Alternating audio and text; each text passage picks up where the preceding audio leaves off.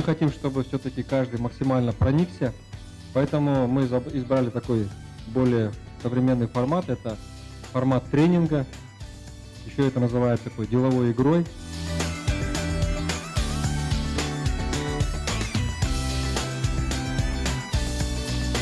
У нас развито животноводство, у нас племзавод «Алабата» по развитию казахской белоголовой породы. Я так понимаю, вы гордитесь казахской белоголовой, Акбас, правильно?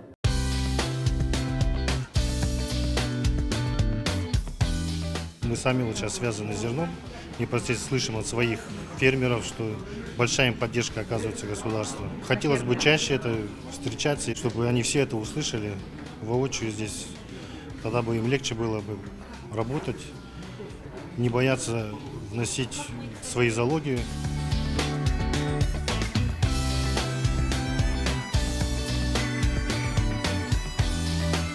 Получил очень огромное количество информации, такой живой, реальной, которую мы можем использовать для того, чтобы продвигать нашу государственную программу развития АПК и спецпроект, который озвучил глава государства, это Аул Ел Бесігі.